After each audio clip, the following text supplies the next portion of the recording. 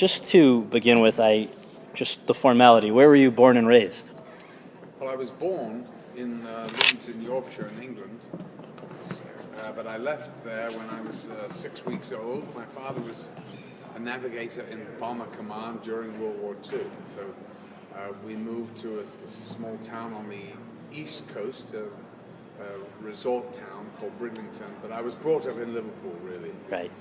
Which is the city that I was brought up in from the age of 6 through until I was, 18 or 19. And just as an aside, this is neither here nor there, but I did read in one of the things preparing for this that you, before most people, were aware of another famous export of Liverpool. Is that correct? Absolutely. They had a silver before their name. Or the Silver Beetles at that point? Right, the Silver Beetles, and they painted out the silver. One week, the next week I went, they were just the Beatles. So did you go to the movies a lot as a kid? And if you did, were there any films or actors that were particular favorites or influences for you? Well, I think, there were many, many influences, of course, as a child. We have so much information flying into one's head and one's imagination. I think I really, as a young teenager, found the great actor Jimmy Cagney. Yeah. And I was fascinated by him. I was fascinated by his delivery, by his just the speed at which he zipped everything out, and the way he moved. And movies are about movement, and nobody moved like Jimmy Cagney. I was just in such awe of him. I thought he was so incredibly watchable, and even when he was on the screen with, the biggest stars of their whatever, you never took your eyes off him. It was just Jimmy Cagney. And but I think the actor that influenced me the most and made me feel like I have to do this was I was sitting in the Odeon in Lime Street, Liverpool, watching a movie called Saturday Night and Sunday Morning, which starred a very young Albert Finney. And I was mesmerized by him, and I just thought, that's what I'm going to do, and that's what I'm going to do. Interesting. Well, jumping slightly backwards, do you remember the first time you even just tried acting, even for fun? And then, I guess, was there a moment, was that the moment that you just referred to where you knew this is what you were going to do? No, I'd been an actor. Yeah. So I went to a public school, which is a private school here, and the principal of the school was obsessed with the theatre. And so we were taken to Stratford-on-Avon, to the Old Vic, to see the great Olivier. Yeah. And all the great players of their day, Gielgud, Richardson, all these, Alec Guinness, whatever. We went to see them at the Old Vic, and so at the age of 11, I started acting in school plays, playing the leads in school plays. And I always thought to myself, well, if everything else fails, I'll always be an actor. Yeah. You know how one does when one's young, you think you can do anything. Right. But, and thank God for that, actually, because you need to have that sort of naivety to actually just try it. And so I played all the great parts in Shakespeare before I left school. Wow. Petruchio, Hamlet, all of them. I mean, there's kind of Feste and Bottom the Weave and all that. So I played all these parts, plus musical at Christmas and everything. So, and I remember when I went onto a stage first off when I was 11, and I remember the lights hitting me and just feeling completely relaxed and at home. Amazing. It's just the way it was. I felt sick when I was waiting to go on. Yeah. But as soon as I went on and I felt the energy from the house, from the dark void, and just the lights, I felt relaxed. So how did you first get into the film side of things? And is it true there's a story? Well, first, sorry, let me preface that by saying, when and why did Malcolm Taylor become Malcolm McDowell? Well, there was another actor called Malcolm Taylor, and when I went to register my name with Equity, they went, "You'd have to come up with another name." And I went, "What? I can't. That's my name." They went, "There's another Malcolm Taylor. You know, we want to know by tomorrow." So I just chose my mother's maiden name, which is McDowell. So that was that, very simply done. My father never forgave me, but Right. that's another story. I was an actor doing theatre, repertory theatre, a new play every week for the first couple of years. I went for an audition for the Royal Shakespeare Company, got in there, the Aldwych in London at Stratford, and didn't play any interesting parts at all. I didn't like it very much, but I always knew I wanted to get into film because I always felt that that's where my power would lie. Yeah. And I don't know why, I just had a feeling. I didn't know, but anyway, there was an audition for this great director, Lindsay Anderson. Yes. The movie was If. It was my first. I was chosen, thank God. There's a funny audition story too, right? It was a very funny audition, yeah. I wonder if could I get you to share that? Would you mind? The audition is, I went in first off to see him, and I was late. I came in, and they were all going for lunch, but I managed to catch them, and we were talking, and he asked me what I was doing. And I Right. said, well, I'm doing a modern dress version of Twelfth Night at the Royal Court. I was very proud of it. Right. Royal Court, very avant-garde theatre.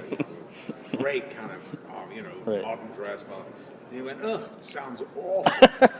And I said, really? Well, it's not awful. I mean, I don't know what, we haven't opened yet. We open next week. But and he goes, who's directing it? I said, oh, pretentious.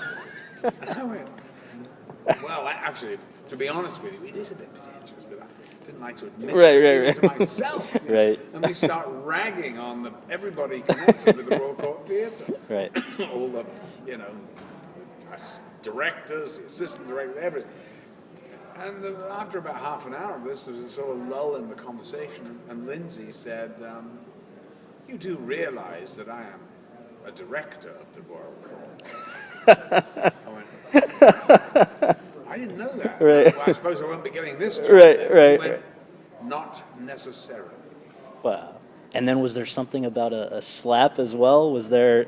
Yeah, so that I went back for the final audition Right. 2 weeks later, and there was this beautiful girl who was stunning. I was just completely taken with her. She was dark hair, black eyes, gorgeous, very tiny, like and white skin, and just a beautiful, beautiful girl. And I couldn't really take my eyes off her, and I'm thinking, am I working? Wow, that's great. And then they went, you've got the script, right? And I went, I don't have a script. They went, what? You don't have... And Lindsay was pissed, you give him a script. Right. You don't know.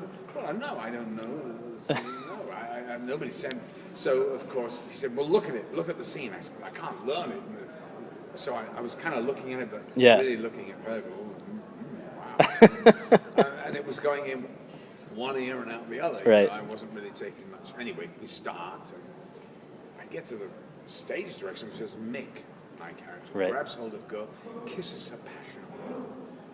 So I said, hold on, it was supposed to be a coffee bar, and reached over this table, pulled her towards me, and our lips and teeth banged together. It wasn't very sensual. It was just a kerfuffle, and sort of blood, and then I didn't read the next line. Had I read it, she reached up. I don't even know because I didn't see it coming. I mean, with such a force, it laid me out. Oh my God! God! I was tearing, crying. Oh my God! And stunned. My ears were ringing. She put in a right cross from here back.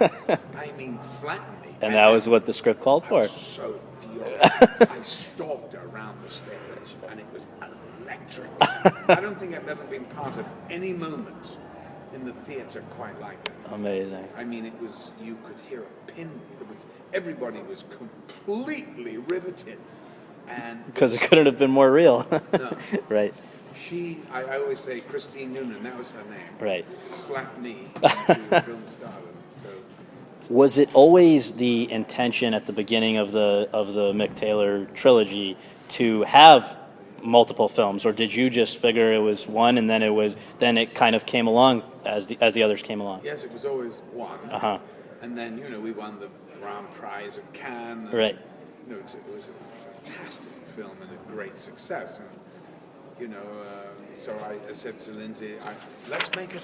We're such a success. Let's make another movie. Right. And he sort of rolled his eyes and said, you're so naive. Where do you think scripts come Right. from? Do you think they just drop out of the trees? He goes, if you want to do another movie, then write. Right. And I went, I'm going to write. Right. So I started writing this story about a coffee salesman, and it became Oh Lucky Man. But it took a lot Long of time. blood, sweat, and tears to get to that point. But all I needed was a hook to kind of bait him and get this great director. So he'd work on the script with us. David Sherwin, who'd written it, partnered me, and we, he wrote most of it. I went off to do Clockwork Orange, and they were writing it while I was doing that. So. Well, I was just going to say, I guess between If and Oh Lucky Man, Kubrick apparently saw If, and I guess this is something you only learned later on about the whole reaction that he had to it. But can you share what you now know about how he discovered you? Well, Stanley's widow, Christiana Kubrick, just 2 or 3 years ago, said, "You know how you were cast, Malcolm?" I said, "No, well, he told me he saw the movie." Right. She went, "No, listen." She said, "We have, we showed movies at the house every night. Right. He wanted to see this film because he heard all about it, Revolution at Boys' School, and very Stanley Kubrick.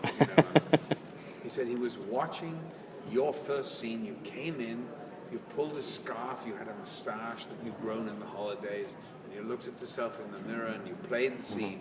He pushed the intercom and said, 'Relace that. I want to see that again.'" 4 times. Oh my God! So He watched it. They're going back, watched it, back, watched it, and then he turned to Christiana and said, "We've found our groundings." And so, how did you learn that you had the part? Well, I was asked to go see him. Yeah. I was doing another film at the time, and I was shooting it at Elstree Studios, which is very close to where he lived. So in the lunch hour, I just drove over to see him, and he was very charming and very interesting. And then at the end, I said, "Well, was there anything in particular?"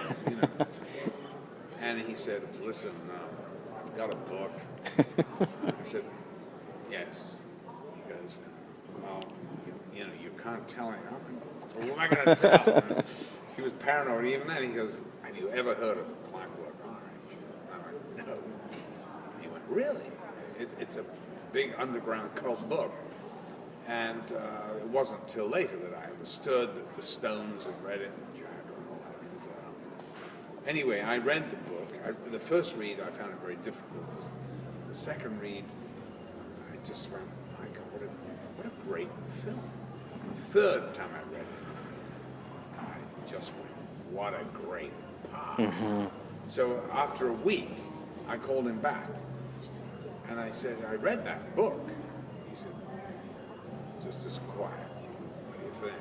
I said, I think it's an amazing piece, and I think it would make an incredible film. I mean, it's hard even to imagine what it could be like, because it could go anywhere." And I said, "Well, look, Stanley, are you offering me the part?" Call his bluff. I mean, I didn't even go through the age of Right. it. "Are you offering me the part?" Right. Silence. Yes. I said, "Well, in that case, would you come to my house? I'd like to talk to you about it." So I didn't know that he was freaked out about leaving his house. Right. And he went, "Well, where do you live?" Right. And I went, "Well, I live in central London. Right. It's not that difficult." And so he came, and I lived in a cul-de-sac, and I was looking out of my kitchen, and I saw his car. He had a Mercedes, but in front of him was a Land Rover, the Mercedes, and a Land Rover behind him. I mean, it was like the Oh my God! Right. It's really weird. For the few people who, for whatever reason, may have been living under a rock for the last 40 years and have somehow not yet seen the film or are familiar with the story, could you sort of summarize who Alex is and what it is that makes him tick? Because he's such a... People still, they remember it like yesterday, even if they only saw it last in 1971. Right. Well, the film, of course, is sort of futuristic. Not so much anymore.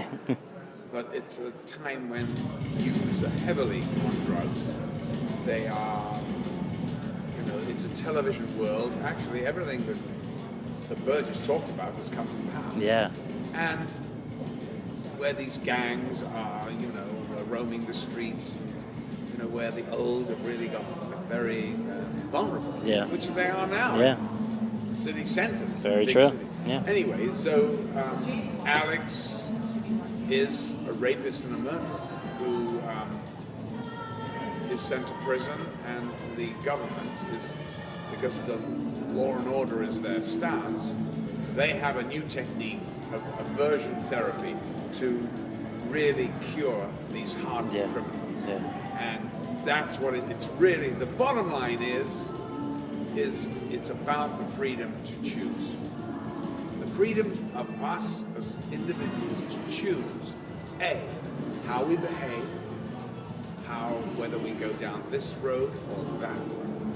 And it's, and whether also, of course, whether the government have the right, however bad somebody is, to alter their chemistry and their makeup, which of course we say they don't. Mm-hmm. And so that's basically what it's about, the freedom to choose.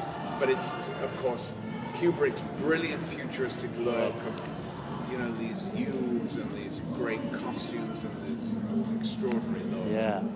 And part of that is the look of the Droogs, which has an interesting backstory as well from what I've come across. Well, actually, the white costume was my cricket gear that I had at the back of my car. I went, well, I've got my, pull that and put them on, and then the sort of codpiece was the cricket protector. And Stanley went, wear it on the outside. And then I just chose a bowler because, of course, it symbolizes everything, which is establishment. Right. And I found this yard of island in a store on Church Street, Kensington, called Bieber. And I went in, I was looking around, it was futuristic, bang, there's mini skirt. And right by the cash register, I see this yard of island. And I bought it for fun to show Stanley. This is what's happening. And when I went out to see him the next day, he looked at me and he went, put it on. And I went, me? I went, okay. So I put one on, he photographed it. I put the two on, he photographed it. And he called me the day after that. He said, I saw the stills of that, those eyelash things. He goes, you just got to wear one. It's really weird. You look at it and you think there's something wrong. Right. And it was just a subtle. Absolutely. The great art sometimes happens by these sheer flukes. Happy accidents, I guess. Yeah. So he was 47, I guess, at the time that top of his game. And was there? People have such conflicting views about him. Sometimes even within themselves, I loved him at one point, I hated him at another point. I don't understand. So I'm just curious. What was he like for you in terms of your dealings with him? And then was there anything especially helpful that, a piece of direction or something that he was able to offer you? No, not really. But, the thing is, of course, I loved him. I mean, you couldn't do a performance like that without loving your director. So having said that, of course, he used to drive me nuts. I used to scream at him. He never shouted back because that wasn't his temper. But he was I think he was, I'm fairly energetic and fill a room, so he's always a bit, a bit like that. But I remember saying to him in the first week, Stanley, any suggestions for this? And he looked at me astounded and said, that's why I hired you. I'm not Rada. And I was like, really? I went, well, look at this call sheet here, Stanley. It says S. Kubrick, director, not some director. Right. And we laughed, made him laugh. Right. And then I realized he just gave me the greatest gift. He's told me you can do freedom, anything you want. Right. And the great thing about Stanley was he didn't know what he wanted, but he knew what he didn't want. Right. And when he saw what was right, his instincts were impeccable. Mm-hmm. And you just knew it was right. He'd push me. I'd say, I have to make this character real. You just want a caricature. You want me to come on like some idiot. I have to live and breathe it so people really believe it. And there was a bit of a tussle, but, he was right and I was wrong. So we kind of, It meshed. it was brilliant because I could never have given that performance. You know, for Lindsay Anderson, for instance, who was very controlled, Right. and it was done in a brilliant way, and very, in a theatrical way, because he was a theatre director, you know, it was really beautifully done. And yet, is it true that during the film, you sort of privately, unbeknownst to Kubrick, were counseled a little bit by Anderson? No, I gave him this. The week before, I suddenly panicked. And I thought, I don't know what the hell he means. I don't know what I'm going to do. I said, Lindsay, will you read the script? Right. And he went. He read the script. Right. I was at home. He called me. He said, "You better come over." I went, "Oh, sorry." Drove over to his apartment and went in. And the first thing he said was, "Well, thank God I don't have to direct this." I went, "Look, it's not your panel." Right. Tell me about the Right, part. right. He goes, "Malcolm, there's a close-up in here where you open the gymnasium doors to be beaten and you look at the prefects and you smile." He said, "That's how you play the part." Right. I went, "Yes, brilliant. That's all an actor needs." And that was your go point. That's it. I have to ask you, probably the thing I would imagine one of the things that you're asked about most, so forgive me for being the 9 millionth person to bother you about this, but the singing in the rain sequence. I gather that it was largely improvised after a frustrating period. Can you explain how that came about?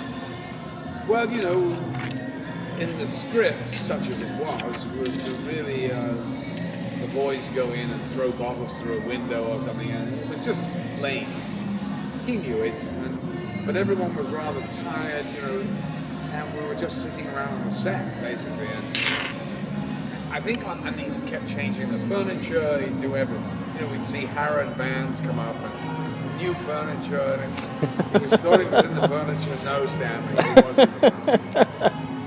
He walked up to me, and I was just sitting there, and he said, "Can you dance?" And I literally, of course I can't, I'm not trained. I jumped up and I went, "Can I dance?" And I went straight into singing. Wow. I mean, it wasn't even a thought. It just came right to you. Instinct. Wow. And on the beat, bang, bang. And I saw his face. He knew. He just went, "Get in the car." We drove back to his house. He bought the rights from New York to go to do the whole sequence. We did the whole sequence like that. And then he had to change other stuff to bring in Singing in the Rain to make it the catch thing. And it was like, but it's actually a piece of genius. It made the movie. Not that it wouldn't have been great otherwise, but that's such a awesome component. Happy accident. It's Amazing. just amazing because, I mean, and it's also so ironic. I mean, the happiest time. Right. I mean, you know, happiness is singing in the rain. Right. Because this character was happy. Right, right. When he was beating and raping. And the bookend of that part was just, I've heard you talk about that you did once encounter Gene Kelly. A year later, I came to Hollywood, you know, when the film had opened and it was a big hit and all that. And so my minder at Warner Brothers said there's a party in the flats in Beverly Hills. There are going to be a lot of movie stars there. Do you want to come? I went, yeah, that's what I mean. I want to meet movie stars. And so we go in and I had a drink. I was standing there and he goes, "Malcolm, that's Gene." I went, "Oh my God, how great." And he had his back and the guy tapped him and said, "Gene," and he said, "Right, I'd like you to meet Malcolm McDowell." And he looked like he went,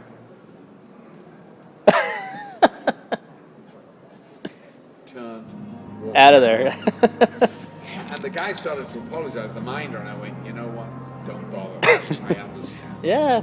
Well, he could have had a sense of humor about No, it, but then his widow, who I met 40 years later, yeah. came up to me when we had the screening at the Academy, and she said, "Malcolm, it wasn't anything personal to you. It's just that they hadn't paid him." Oh. And I went, "It's Kubrick, Well, of course." You want to hear the craziest part? I don't know if this is I know he was married multiple times. I don't know if this is the same widow, but one of his widows is here tonight because she wanted to meet all you guys, but I know she said she loved the artist so much that she was coming up here tonight, and she let them know in advance. So I wonder if this was the one that he was married to at the end. So this is the one. What's her name? I'll look it up as soon as we're done. But she's gonna be here today. Because I love her. She's so sweet. Well, she came up and said, it wasn't that. Alan, it wasn't you. It Oh wasn't my Mercy. gosh. It was they didn't pay him because he sings through the credits. Right, and they didn't. And it's a landmark. I mean, Of course. to me, seeing that when I was a kid, I was, I guess, a teenager, young, Yeah. 12 maybe. But seeing that, it was like, I mean, that's Hollywood. Oh, sure, at its most iconic, yeah. That's euphoria. Yeah. There is nothing better than that. No. So was doing that while having to beat somebody, or doing the rape scene where the guy's watching, or the ice, was any of those scenes especially trying for you to either do or to watch later? I would think that they were not easy to do. Well, it's just a physical thing with the dancing and all that. Yeah. But, we worked it out and we shot it. But, of course, the eye thing was very uncomfortable because I scratched my corneas. Really? Oh, So it was very, very uncomfortable and really horrible. And then, I did it. I did all the stuff and coverage we needed. Yeah. And then, of course, I had to go. I mean, it was a terrible pain. Oh my God. By the time the anesthetic wore off, it was absolutely horrific. And I had to have a shot of morphine. Wow. My doctor, who, thank God, lived around the corner, because I was literally bashing my head against the wall. It was, That much I pain. mean, it was just weird. Oh my And God. anyone who wears contacts knows how it can be. But so that was horrible. Of course, I go back, afterwards, I saw the eye patches, and Stanley goes, I didn't get a real close-up. You got to do it again. Oh my I God. went, I am not Yeah. doing it again. So we had this round for banter went on for a month, and of course he wore me down. And in the end, I had to say, well, I said, why don't you get here? Am I standing? He's got blue eyes. Yeah. He goes, And was it okay the second time? Were you or the same thing? Same thing. Oh my God. I knew it. Jeez. And I know the cut, and I look like I've aged 20 years. Oh my God. Well, so the last thing I'll bother you with about Clockwork is just, do you remember the first time you saw it, what your reaction was, and then what you made of the general reaction that took place? Very controversial, obviously, but just successful by most standards. I saw it with my good friend Mike Kaplan, who was Kubrick's publicist on the movie and did the poster and all that, which is iconic. Yes. Oh. Everything about the movie. Yes. And I sat there, with sheer joy, because I knew, of course, when you're doing it, you can't really stand back, but you just know the sequences were great to do. Right. How are they going to fit together? And I think they fit together pretty well. Yeah. And I was very pleased with the end. Yes. Because there was no end, really. And just, all that stuff and the transformation and all that stuff. It was also a great, purely improvised piece, which, in terms of the energy, lifts the movie. It's right at the very end. One of the women doctors, brings in a thing with pictures and tells me to say the first thing that comes into my head. Well, we did it a few times with the scripted. And I went, Stanley, let me just say literally the first thing that comes in. Yeah. So, when I did, it just went, it was just hilarious. It was so ridiculous. I've been going, cabbages, kings. First thing comes in, can't think about my mind's a blank. Bollocks. Or whatever. And it just, the energy of it. Perfect, yeah. Just takes it to the, and all that. Absolutely. Which is another improvised. Amazing.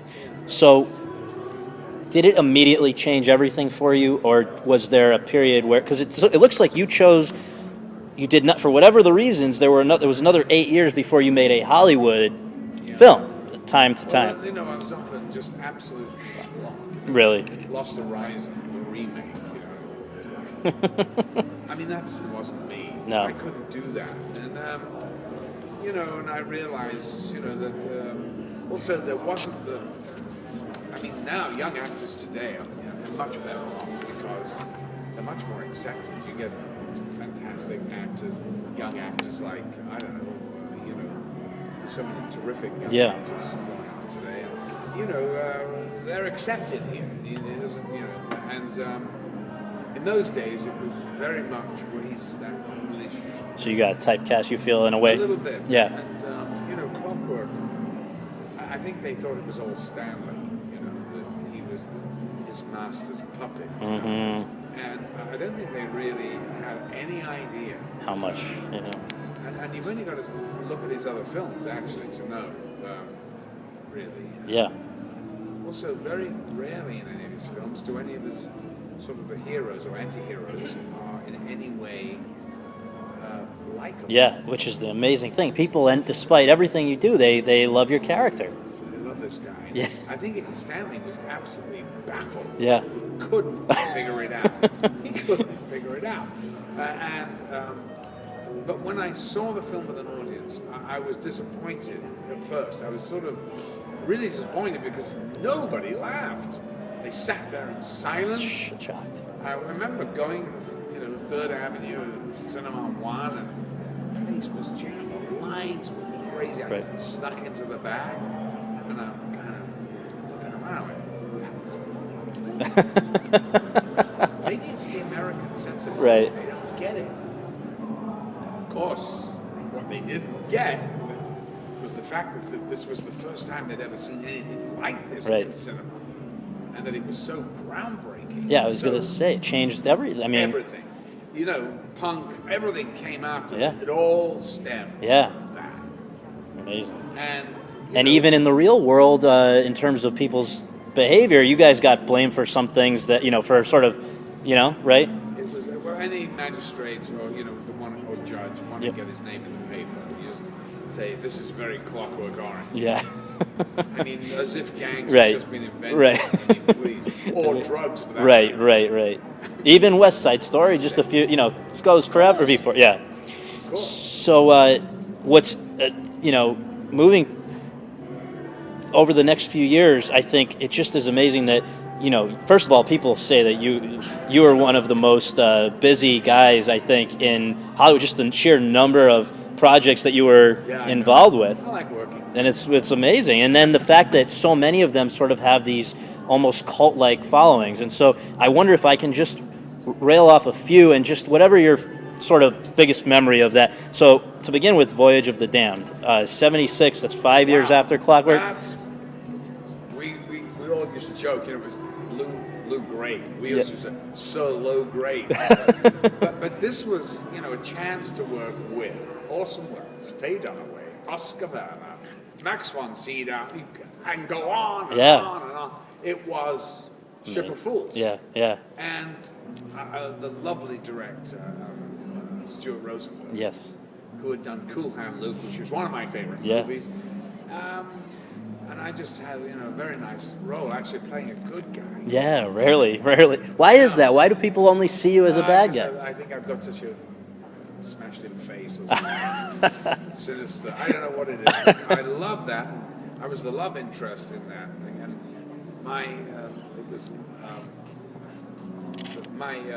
the actress who played my love interest went on to be the last Mrs. Peter Sellers. Wow, okay.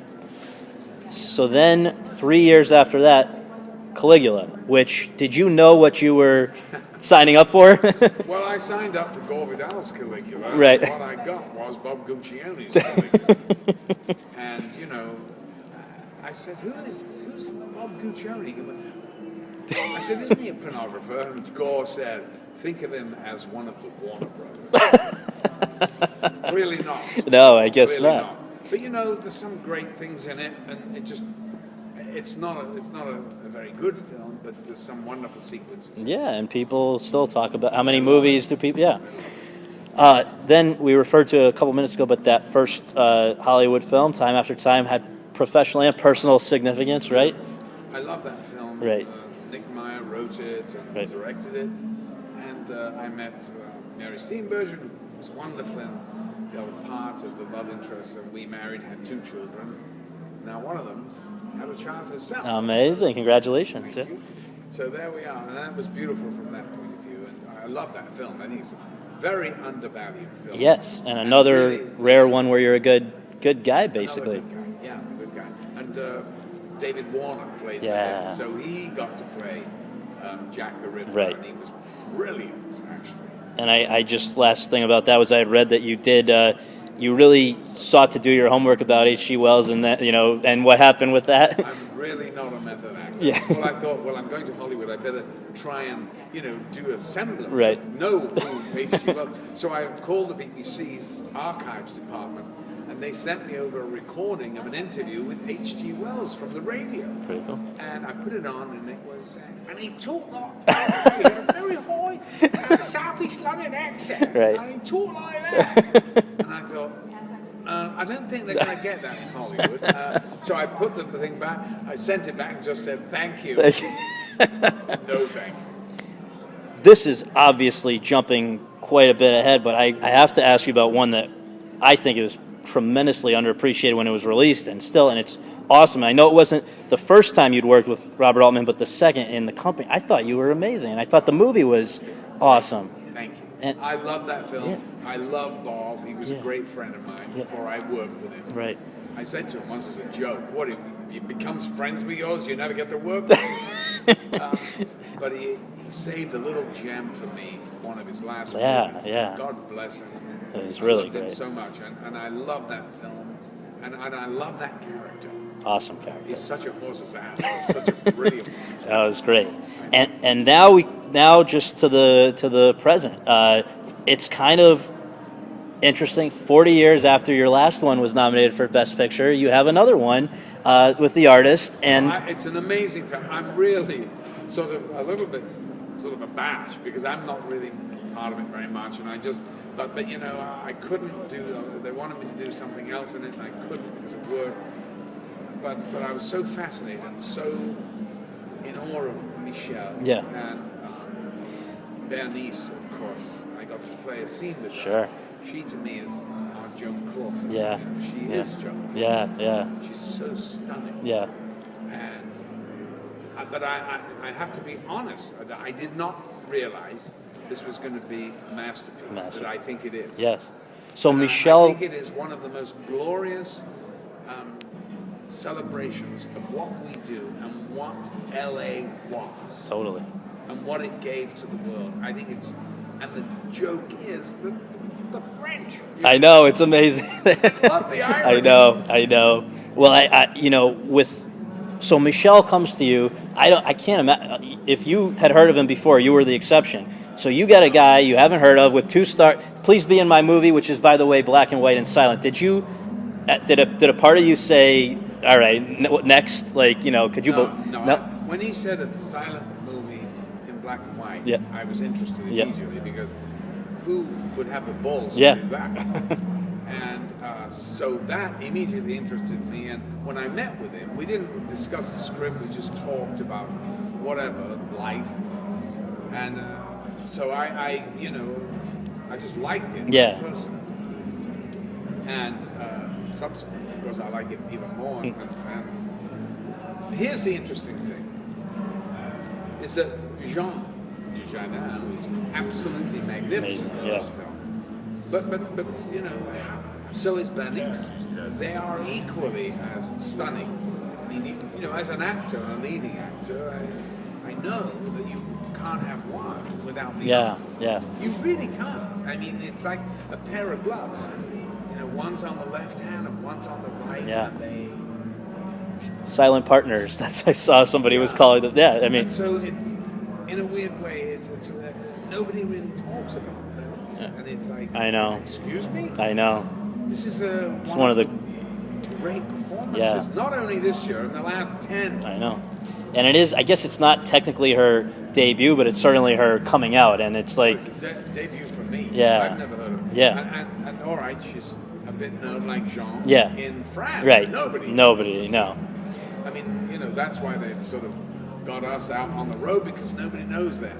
And I think they now. I think they're starting to, and at least SAG knows them now. SAG knows him. They with that award. Somebody suggested something today, which it never even occurred to me. I don't know if you'd heard this, but is it possible that aside from being a terrific actor, that the reason that he wanted you would have been sort of an inside joke, that you are so associated with Singing in the Rain, and Singing in the Rain is the iconic movie about this same subject matter, the talkies, this transition from silent to talkies. Is there anything like that, or is that just nothing?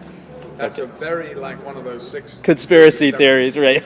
Separation. Right. I mean, it's a fun theory, but it's nothing not a fact. No, I don't think so. And right.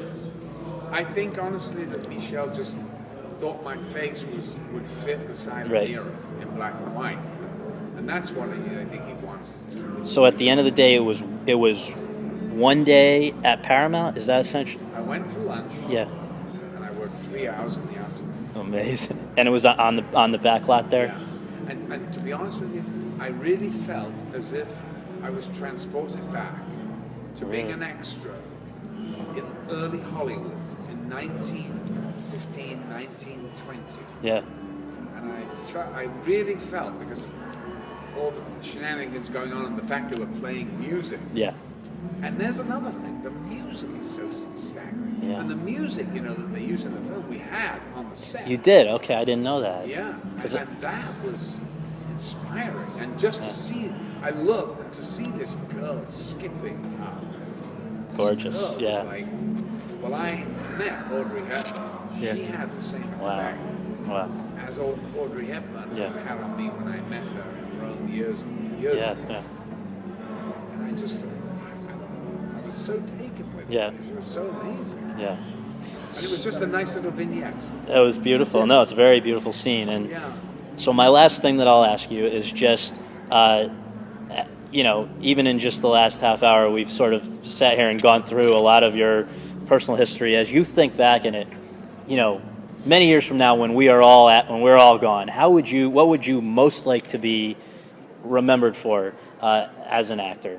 Is there a way to answer that question, or is it just sort of the body of? I really don't think there's a way. Yeah. Of course, everyone will remember the one movie. Yeah.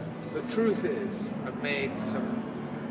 I'm proudest probably of the Lindsay Anderson trilogy, because he was a genius. Yeah. And he was a friend.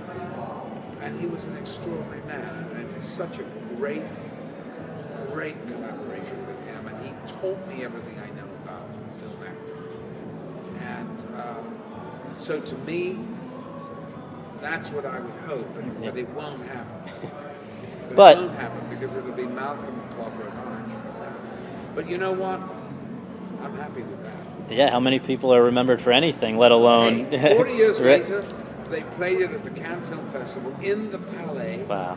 1,200 people, there wasn't a spare seat. Wow. And testament to a great movie, to a great novel written by Anthony Burgess, let's not forget. Right. The genius. I mean, it's a brilliant novel, and of course, Mr. Kubrick himself. And yourself. Well, thank you so much. I really can't thank you enough. This is awesome.